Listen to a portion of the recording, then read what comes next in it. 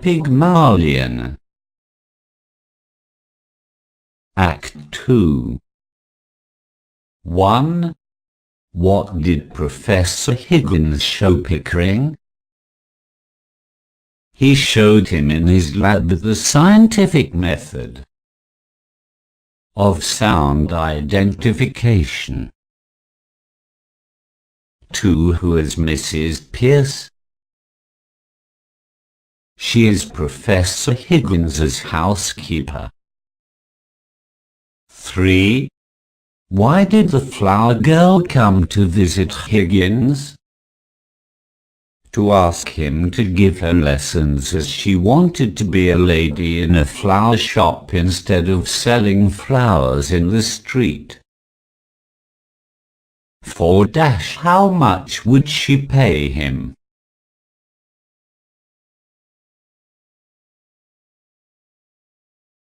Five. Why did Professor Higgins agree? Because he considered what she would pay him a great sum, as she was going to give him a great part of her income. So, he considered it the biggest offer he had ever had. 6. What did Professor Higgins decide to do? He decided to teach her in 6 months or in 3 months if she had a good ear and a quick tongue.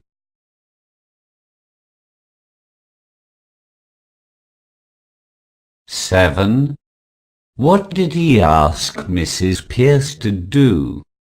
He asked her to clean, wash her, and if anything didn't come off her body, she should try to remove it by any way. He asked her to burn all of her clothes and to buy new ones for her.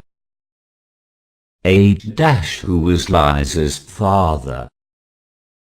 He was called Doolittle. He was a dustman.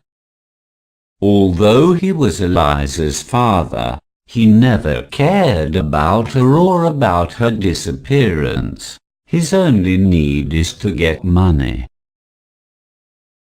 9. Why did her father come to Higgins's house? He wanted to take advantage of his daughter's fortune. He wanted to take money from Professor Higgins. He knew that Liza was going to stay at Higgins's house. So, he wanted to exploit the chance. 10. How much did Higgins offer him? For what? He offered him £10, but Doolittle was quite satisfied by having only £5 for leaving Eliza at the professor's house to start her journey of learning. 11. Course they are, Governor. If I thought they wasn't, I'd ask 50 comment. This was said by Doolittle to Pickering and Higgins. He meant that if Higgins's intentions for his daughter were bad, he would ask him for £50. This means that he was a very bad father who could sell his daughter for money. 12.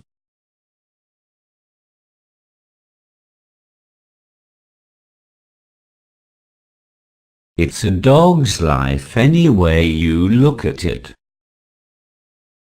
Comment. This was said by Higgins to Pickering about Doolittle's way of life. Doolittle was ready to sell his daughter for the sake of money.